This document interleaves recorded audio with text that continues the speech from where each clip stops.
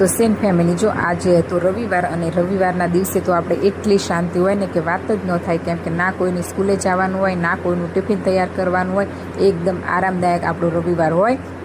અને આજે આપણે તો છે ને સવારમાં બેસી ગયા છીએ વ્લોગ શરૂ કરવા, કારણ કે કાંઈ કામનું ટેન્શન હતું નહીં. ધીરે ધીરે આખો દિવસ આપણે કામ કર્યા કરવાનું છે. અને આજે ફાઇનલી છે ને મેં મારી પાણીની બોટલ પણ કાઢી નાખી છે, કેમ કે ઘણા દિવસથી કાઢું કરતી હતી, પણ આળસમાં કાંઈ કાઢી હતી નહીં.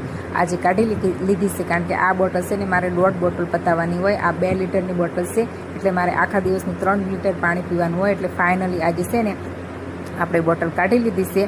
અને છે ને પછી જો આપણે બધું કામકાજ કરીને ફ્રી થયા ને પછી જો બપોર વસાળે આપણા કપડાં પણ સુકાઈ ગયા હતા. તો અહીંયા આપણે કપડાં ધાબા ઉપરથી લઈ આવ્યા હતા. અને આ બાજુ જો ધૈર્યકુમાર, એ ભાઈ છે ને એના પપ્પા સાથે ગયો હતો માર્કેટમાં. તો એ માર્કેટમાંથી આવું કંઈક લઈને આવ્યો હતો બબલવાળું. તો એ મને દેખાડતો હતો કે મમ્મા સો આને છે ને આમાંથી આ રીતે બબલ થાય અને આ બબલ પછી ફૂટે પણ નહીં. તો મેં કીધું સારું હો ભાઈ, તું શાંતિથી રમ. અને આ બાજુ આધુબેન જો આજે બનાવી હતી સુખડી.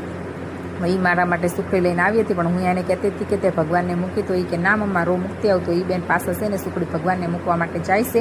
અને પછી આ બાજુ જો આજે મેં કર્યા હતા વાળ વોશ, પણ છે ને મારા વાળ હમણાંથી એટલા ઉતરે છે ને કે વાત ન થાય.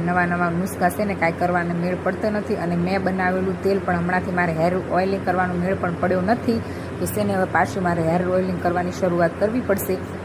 અને મારી જેમ કોને હેર લોસ થાય છે, થતા હોય તો કોમેન્ટમાં જરૂરથી જણાવજો. અને છે ને તમને મારા આવા મિની વ્લોગ જોવા ગમતા હોય તો લાઈક, શેર અને સબસ્ક્રાઈબ. Bye bye.